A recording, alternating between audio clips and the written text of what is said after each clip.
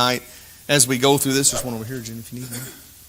And so tonight, continuing with our study through Exodus, and I want this to be a little more than just educational, but as we go through this, you kind of got to talk about the different things that's coming up.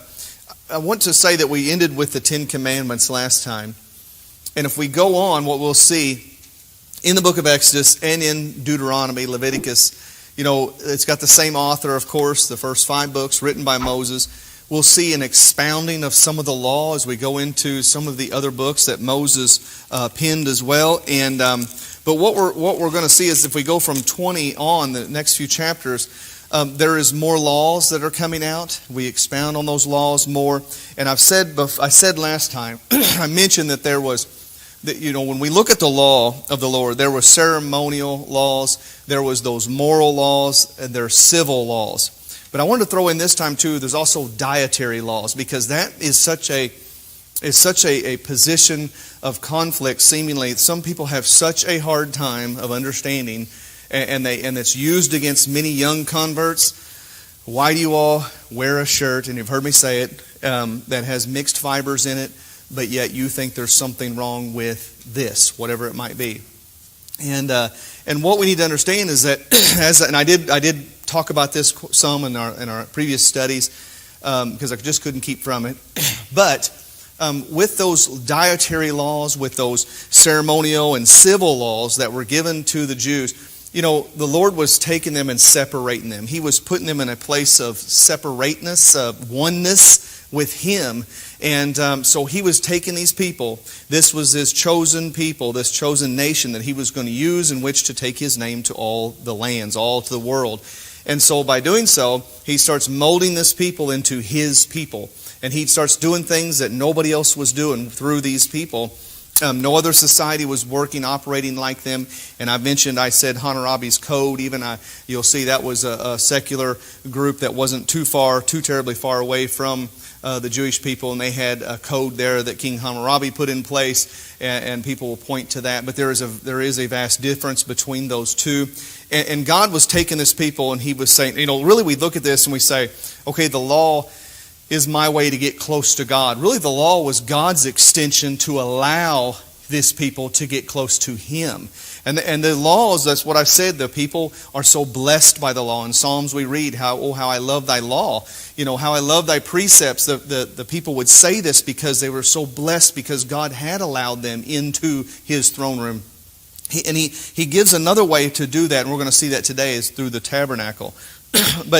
But as we go through those laws, I do want you to understand that those laws in the Old Testament time was for this people. And those dietary laws that seem so odd, some of those were for their health and for their benefit. We today can look at science and look at some of the things they were doing and go, wow, it's good they didn't eat that. It's good they weren't doing those things. Because it was better for their health in the long run. God was taking these people. God knows what He's doing. But He wanted them to be completely separate. In fact, He didn't want them to wear different mixed fibers in their clothing. That was just one more degree of their purity. He wanted them to be a pure people, separated. And He had said several times in the Bible, and I don't have any, I don't think I looked any up here just right away, but he talks about how when you go to the land I'm going to give you, don't marry into the people of that land. They were wicked beyond wicked, and He said don't marry that because they worship idols, and they'll lead your sons into worshiping idols. He wanted them to be equally yoked one to another, and He wanted them to understand and learn this now, that we've got to be separate, we've got to be different, we're going to be a pure race. He said you're going to be a kingdom of priests unto Me. That's what He wanted them to be. And so the dietary laws, I'm just throwing that in there because those are the ones that often are so confusing to many people. The civil laws, some of the civil laws, that was for the people at that time. That was so that they could learn what it was like to have a judicial system, to govern one another and do those things. And those don't necessarily apply to us today. That was for that people at that time. Now the moral law of God is the Ten Commandments and some of these other laws that we read through that we know. See, that those moral laws, they display the character of God Himself. You'll look in those moral laws and you see the very nature and character of God. And those are re-established in the New Covenant or the New Testament. And when it's re-established in the New Covenant, we know that this is something we're still to be doing today. If God had said, do not lie in the Old Testament, but then in the New Testament, he can't say, okay, you can lie now, because that would have went against his character, his nature of who he is himself. We can kind of see those laws that would be totally against God's character to put a stamp of approval on in the New Testament.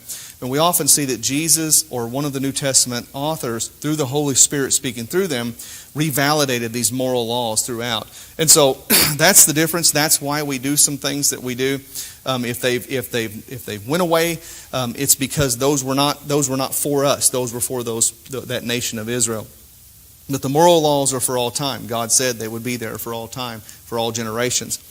So, after he does goes through some of the law, what I wanted to get into, since I have talked about that so much, is going with the next thing, and that is God. Remember, I just said a while ago that God, this wasn't God or your people or his people saying, okay, this is our pathway to God. It is in a sense, but really what this was God himself allowing his people to come unto him. And one of the ways in which God establishes this is through the tabernacle. And through the tabernacle, remember, God is pure, he is holy.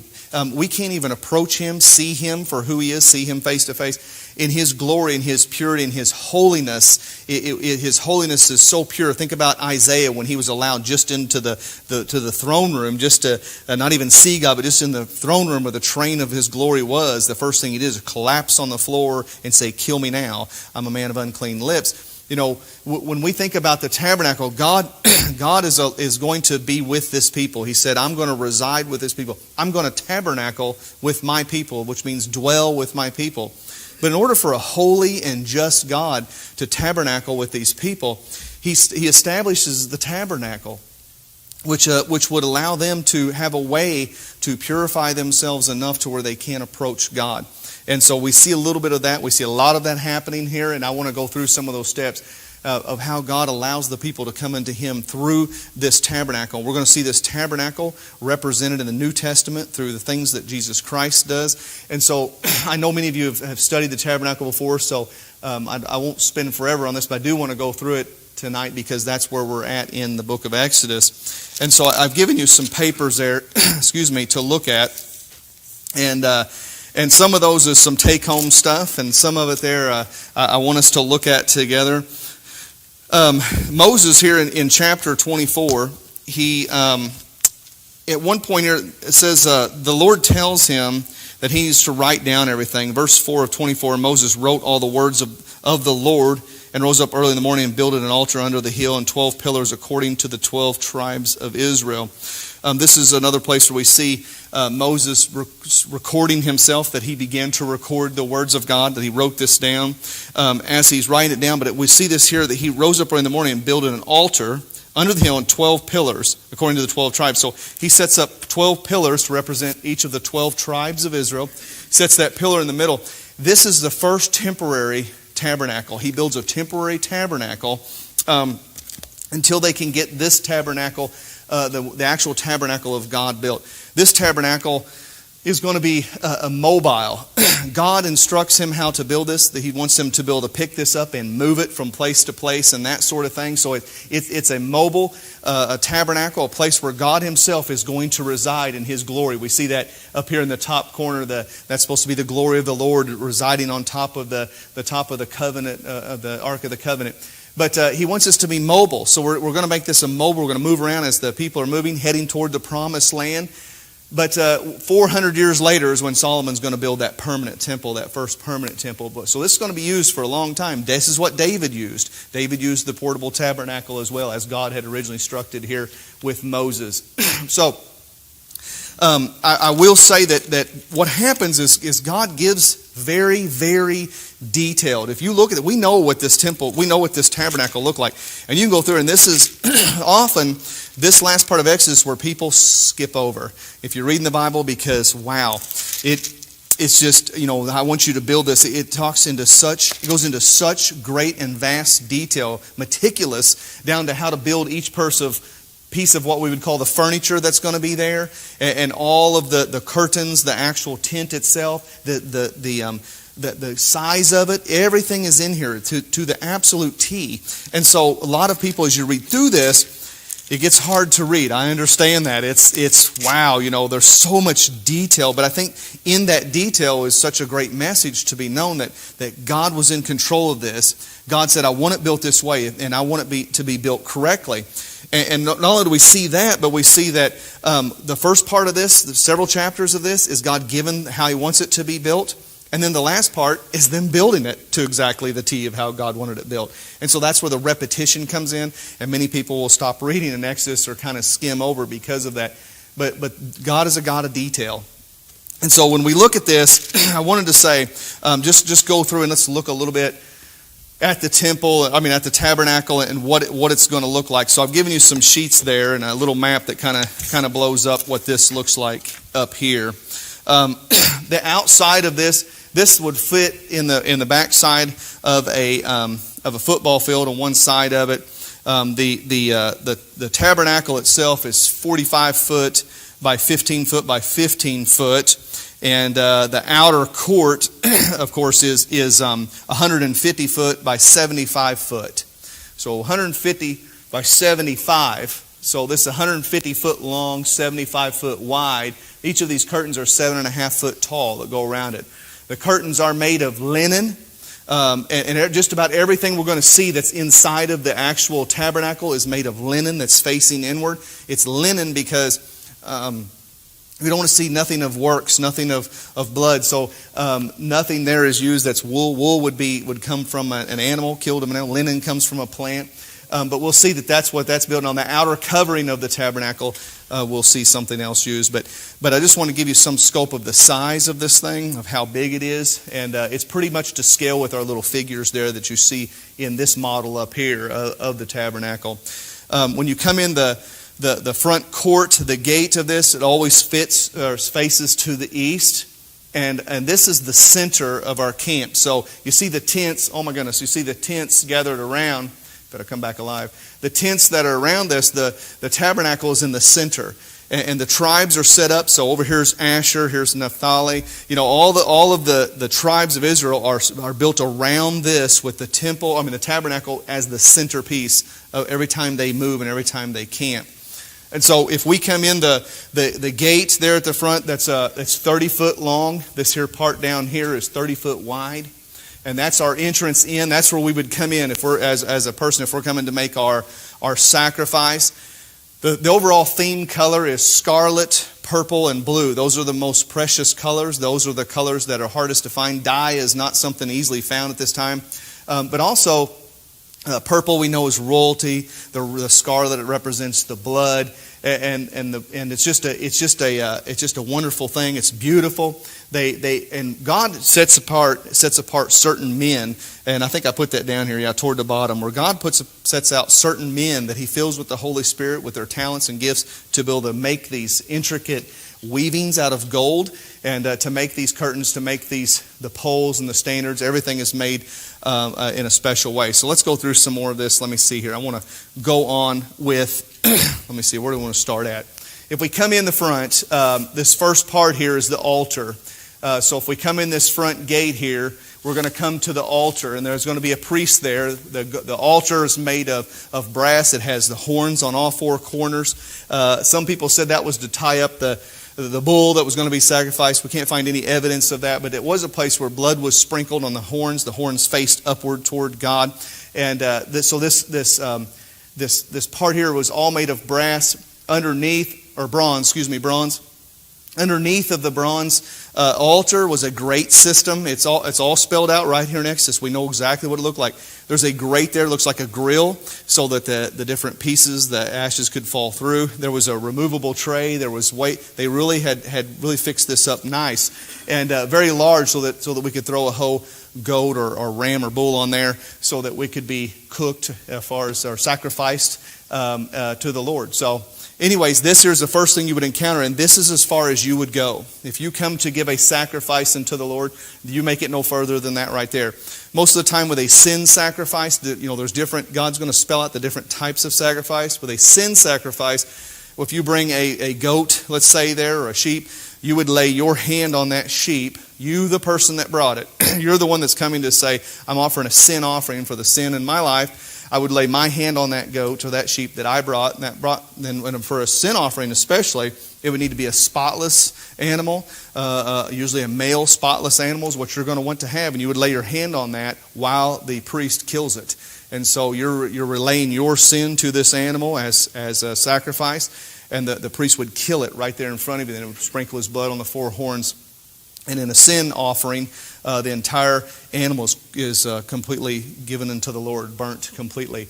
And so this next thing that we're going to see, so that's as far as we get. Now from there on, the priests themselves, now they would go from the altar back to the laver, which is basically a place to wash. It's got some water held in it there. And they would go back and the priest would wash his hands. Often they would wash their hands and feet, is what God had told them to do. Before they ever entered the Holy of Holies, they're to wash hands and feet. But they would wash themselves there and cleanse themselves. And then they would they could enter into the actual tabernacle itself, the structure back there behind. The tabernacle, as I said, was 45 foot long and it's 15 foot wide, 15 foot tall. And I wanted to go through a little bit. It's this paper here that I gave you.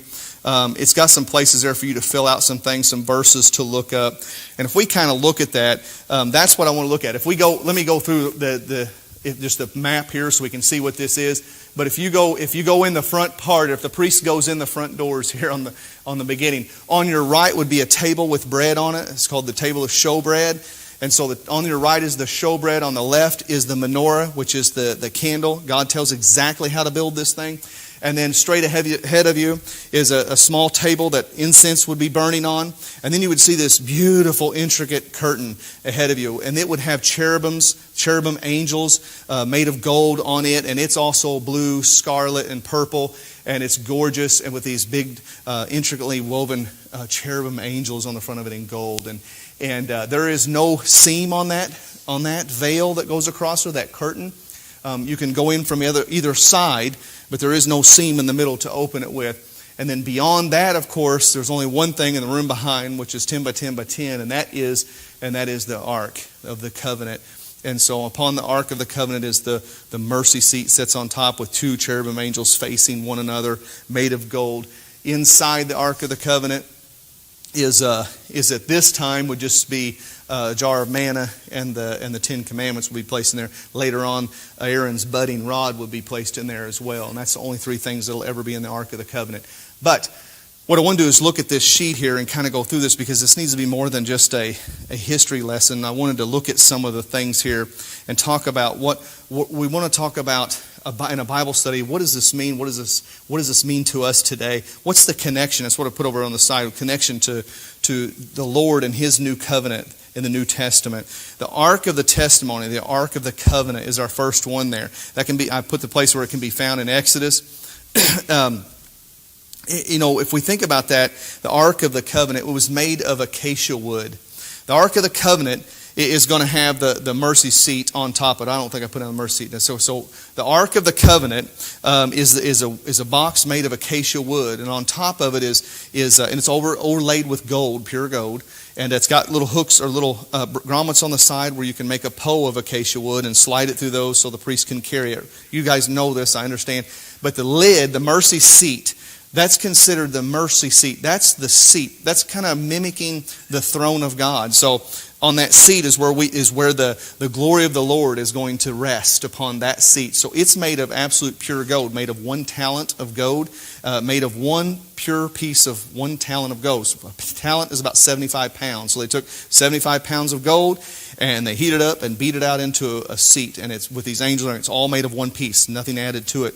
And so that's the lid. It's very intricate, and that sits on top of this Ark of the Covenant. And so the one interesting thing is a lot of this stuff in here is made of acacia wood. A lot of the things you're going to see is made of acacia wood. And acacia is the one tree. There's several species of acacia in this area of this wilderness area, desert area. And these trees, ironically, and many of you probably know this, it's called Shittim wood. So if you see in our King James, it's called Shittim wood, but that's the same as acacia wood. And acacia trees have these really long thorns on them. And so, the thorn trees that you may see around here the thorns are about that long on there, 4 to 5 inches long. That's what the acacia wood has. So can you imagine as they were building these things, they would have had to deal with the thorns. They would have had to cut off, trim down, remove the thorns off of this acacia wood. And acacia pretty much is the heart of everything there that's in wood is made of acacia. And so they would have had to deal with the thorns. And God told them, I want you to make it out of this. Most people, most scholars, most commentaries will tell you that the thorn that was placed on Jesus' head was made from an acacia tree. That's where they gathered the thorns to make Jesus' crown of thorns. So that's just an interesting thing to throw in there. That as they were building this, they had to go. What that represents to me is the curse. It represents what this world is cursed, and so we're trying to build this because God has said to build this to approach me, and you're being reminded of the curse of the land through these thorns and things you're dealing with as you're building this. But I say here over the connection to Christ. This is kind of a figure. It's a shadow to come. And we learned that in Hebrews. If you go to Hebrews, that's what it's going to tell you. Christ is our high priest. And he's the one that said, or it says in Hebrews, neither by the blood of goats or calves, but by his own blood, he got us redemption.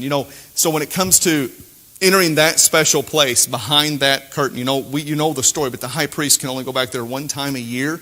And to take the sin offering back there, the blood. And so when he goes back there to do that one time a year, he's trying to atone for the sins of the entire nation of Israel that one time a year. We're going to have to do it again next year. And Jesus is the one that entered through that veil one time for all. He was that perfect sacrifice. When Jesus died on the cross, the veil ripped from the top down. That's why I was trying to tell you earlier, there's no seam there. So it's not like we just come back there and pull them open. You can either go in either side. That's one piece all the way across. Of course, they say that the one that it was in the temple at the time of Jesus' death, they believe was a woven fabric 6 to 9 inches thick. So it's incredible that it was ripped and it was 20 feet tall. But and so there was nobody climbing up there and trying to rip this thing. God ripped that down. And God was saying, Jesus was at Jesus' death, it was representative, of course, of us all. We don't need a priest anymore. Because of Jesus' death on Calvary, one time for all death, he allowed us. Now we have a high priest, representing us in glory, and we all have access now to the Holy of Holies. So, and I don't know if I'm mentioning all this, but the first little room here in the tabernacle is called the Holy Place, and then the little room in the back that houses the Ark of the Covenant is called the Holy of Holies. And only the high priest could ever go back there. But because of Jesus' death, what he did, the suffering death that he did on the Calvary for us, he now represents us as our high priest in glory, and we have access to God through him. And so that's just kind of represented there. A table of showbread. If you go in, the first thing on your right as you go in, the table of showbread would have had 12 loaves of bread on it, unleavened bread on it, representing the 12 tribes of Israel. That would be ate through the week by the priest. And as they entered the Holy of Holies, they could eat that. And what that really meant, and they were instructed to do so. And then they replaced it before the Sabbath. On the 6th day, they would replace that with fresh bread. But as they ate on that through the week, it's the communion of the covenant that they have with God. Remember me talking about in here the covenant, the blood covenant that Abraham had? We've made a covenant with God. These people, through Moses, through God, they've made a covenant. They made a promise, a pact with God. And at the end of a lot of your covenants in the Eastern society, you would celebrate with the bread and the wine. You would have that. And this was to celebrate. This was to mimic communion, fellowship of the covenant that they have with the one true God when they come in and eat on that bread. On the left side, you have the menorah. Of course, I would say that Jesus said, I am the bread of life. Remember that in the New Testament. The golden lampstand on the across the way, God told him exactly how to make that. That also was made of one piece of gold, so there's nothing added to that. Can you imagine how difficult it would have been to build this golden lampstand? It actually had 6 branches coming off of the one single one right up the middle, so there were 7 candles on top. No, not candles, excuse me. These were lamps, because this thing burned oil. It did not have wax in it. It burned olive oil. And that oil was donated by the people, and it was to be donated by the people. So that was a free will gift by the people. And God had said, you're to bring that oil to the tabernacle for all time. It's the people's always be the ones that bring that oil. Now the priests were the ones responsible for keeping it lit and burning. And so they had to make sure that it stayed burning. Around the clock, never went out. And so they had to watch it, make sure the oil was in it to make it burn. God instructed them how to build this thing. The top parts of it were like an almond, like you think of an almond blooming open. It's kind of flowers as it opens. That's the way the top looked where the flame was. But that gave the light to the whole place. If it wasn't for that, this entire Holy of Holies there, or holy place, it would be dark. And so this was the one light. And what did Jesus say? Jesus said, I am the light. He's the light of the world. And if you'll follow him, you'll be in the light, not in darkness. So I think that represents that as well. And so that's the lampstand, the golden lampstand built out of one piece. It's often called the menorah too. They call the menorah, the Jewish menorah. So the tabernacle itself, I put that one next. I don't know why. These are kind of... But that tabernacle, that's just the meeting place. That's the meeting place between God and man. This is the place where God said, I will reside in that Holy of Holies. That's where I will reside in this place. And, if we look in Hebrews 8 over there, that's just going to tell you that Jesus is the true minister of the heavenly tabernacle. He's the one that's going to get us there. This here tabernacle, though, according to that verse in Hebrews 10, talks about this is a model. This is sort of a model for that heavenly tabernacle, kind of in a shadow of what it will be like in character. Not necessarily it's going to look like that, but that's the idea of what we're going to see when be presented with in glory, according to Hebrews 10. And then the outer court, I've already talked about the outer court and its dimensions and all that. And all I would say with the outer court, later on in the New Testament, that may be the verse, Ephesians 2:14, that in the future when we have the actual temple built after the tabernacle, the temple that's built, there was that wall out there in Herod's temple. And he had a wall built so that the Gentiles could just come up to that wall. So they could just come up to like right here. They couldn't even get in at all. There was like the court of Gentiles. And so you could come up there, but you couldn't get in. And Jesus, according to Ephesians 2:14, by him, symbolically, he broke down that wall. He's broke down that wall of partition that separated us, because now we can come to Jesus. Because of Jesus, we're all allowed into that inner sanctum of the court of the Lord. And so that's the altar of incense. The altar of incense was basically, that's that thing right before you go into that the veil to go back into the Holy of Holies. So it's that little table there.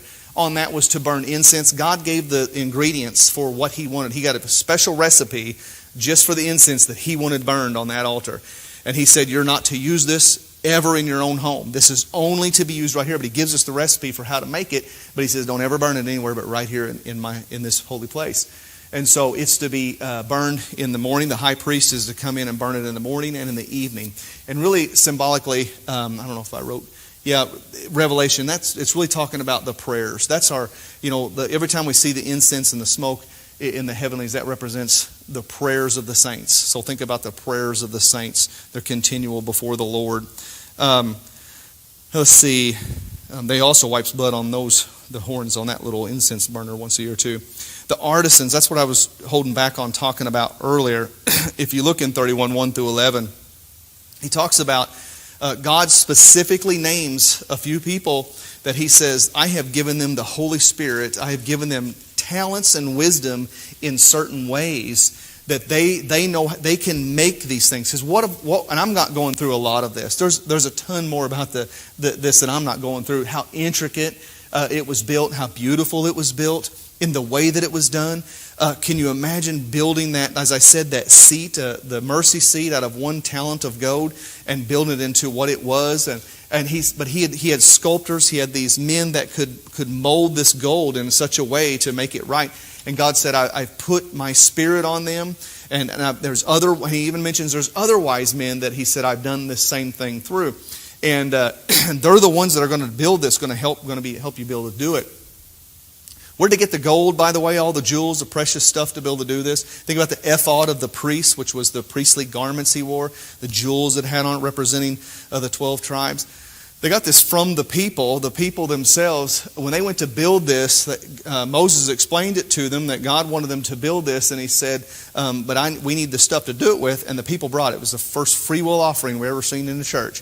And the people brought so much that these artisans that were building it told Moses, hey, you got to tell them to stop. They're about to overload us. Moses actually had to tell the people, stop bringing your gold and jewels here. The people were so excited to come and be a part of this, and so they actually brought everything. But I would say this would, to me, if I would go over to that right-hand column there and talk about the new covenant in Christ, you know, God gives all of us special talents. He gives us all wisdom and ability and things. And what we see here is that God spells it out. He says, I have blessed certain people with certain gifts and talents and abilities and wisdom in certain ways. He names all those things. And he says, and these are the ones I want you to use to do this thing for me, to bring me glory, is what it was really about. And there are many people today that we have certain wisdoms, talents, abilities, gifts from God, given to us from God, and we should be using those gifts to bring God glory, because God's given you those gifts. God's given you that wisdom to be able to do that, and we need to be using them to bring God the glory that He deserves. And so that's how I would use that one there at the end. So anyways, that's what I got on that little sheet there. And you can look those up if you want and see what you can find. I think it's kind of neat just taking a look at seeing, if we're going to do a Bible study, I want to look at what it means for the New Testament as well. So the tabernacle, this is a glorious thing to the people. This is now, when they get this built, we can move and all this, but who's going to move it? If we go on and look and we're going to read on a little further, we're going to see that this one day when Moses is up on the hill, up on the mountain, the people start to play. Literally, that's what the Bible tells us. And so Moses is up on the mountain. He's talking to the Lord, and the people down below began to get tired of waiting. They said, how long is he be up there? He was up there 40 days. And they said, where's he at? We don't know what's going on. And so they came to him and said, give us a God that we can worship. and this is, we're hard on these guys. I will say that these are people that had lived their whole life in bondage in a place where there was nothing but idol worship everywhere. And it's what they were used to. People were used to having something that represented their God. And so they wanted something to represent. Many scholars will say, well, they wanted that golden calf. They still thought of that as Yahweh. They were saying, okay, that's Yahweh. We just need something to look at because that's what they were used to. But they knew better than this, and they done this. And God says, go down. Moses, you better get back down there. And Moses goes back down the mountain, we know. And you've seen the movie. You know what happens. And that's pretty accurate, actually. He meets Joshua, who's waiting for him halfway down. Joshua was his faithful servant all along. Joshua says, I think there's a battle. And Moses said, no, it's not no battle. He said, that's the sounds of singing and dancing. And so they got down there. You know, and Aaron's excuses are so horrible. This is one of those places people say there's no grace in the Old Testament. God was an angry God. God was the same loving God in the Old Testament as He is in the New. Take a look at anybody that would say, there's so many people that say that, but take a look at the book of Hosea if you want to see the love of God. God represents, He says, this is how much I love my people. And through Hosea and his wife Gomer, the prostitute, you know, he shows you that's my kind of love for you. And look at what she did and how she acted and the way she behaved. And He told Hosea, go after. That's the loving God that we have. God did not give people rules here because there was mean old angry parent or mean old boss. He was trying to give them rules to give them benefit in life, health and love and oneness and safety and security by the law that He gave them. It would make them such a happier people. And so, but anyways, what we'll see here is, this wasn't good when God come down and found them playing and partying. Moses threw the covenants down and busted them, and he went down, and we know Aaron actually said, if you read the King James, he says the people asked me to do this. So he's making excuses, and then he says, well, I took all their stuff they gave me, which he asked for. When they come to him ask for it, and he said, well, give me all your earrings. And so he said, I threw the gold in the fire, and out came this calf. That's literally what the scripture says. And we know God's going to use Aaron. God keeps using Aaron, puts him as his high priest. So you want to talk about grace in the Old Testament. I mean, Aaron did not deserve the grace of God that God gave him. And but anyways, we know that Moses said at that time, he said, okay. Am I going over time? I haven't looked. So he said, okay, here's what we're going to do. Well, we know this. I don't know if you've seen this before, but Moses took that golden calf, he ground it up, he burned it, ground it up, and ground it into dust, threw it into the water of the stream, and then made the people drink it. That's what he did with that golden calf. And but he told the people, he said, if anybody will stand with me and God, you need to come over here now on my side of the line. And we know all the sons of Levi did that.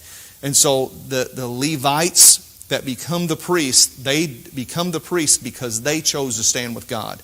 When he said, anybody that will stand with me and God, you come over here now, they're the ones that, sons of Levi said, we're with you, we're with God. And so they came over with Moses, and we know that through them, 3,000 people died, were killed by the sword because of this incident. But if you ever wonder where the sons of Levi, where the Levite priests come from, it's from that moment. That's what got them this job.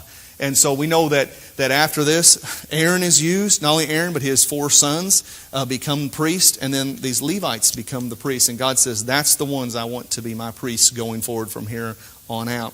And so that from there on, that's who we get as far as our priest. And really, if you look at the rest of Exodus, it is just that. It is God saying, I want my temple, my tabernacle built. And here's the way I want it built. This is exactly how it is to be built. These are the men that I have set forth for you to use, that I've given them the talents and skills to be able to do so.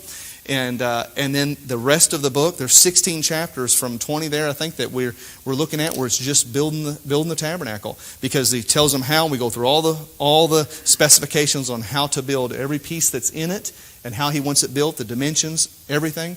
And then the rest of it is them doing that work, them actually doing it. But I think it's a good thing, because not only is God telling them how to do it, but then we see them actually do the work of the Lord.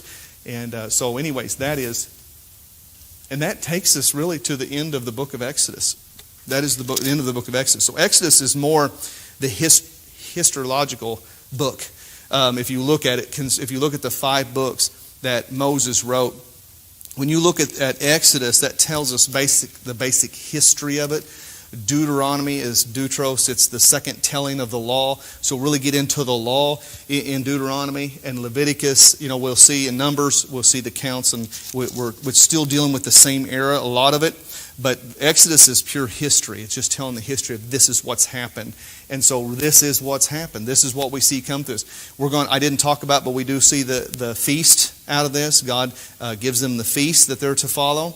And he tells them how the ephod is to be able to be made for the Levite priests, for the high priests and all that. But those are just more things that God is being specific on, and we see them build. And so anyways, that's what I got for you guys tonight. And I think that pretty much wraps up the book of Exodus. So, any questions on the tabernacle? I know I had to bounce around there a little bit.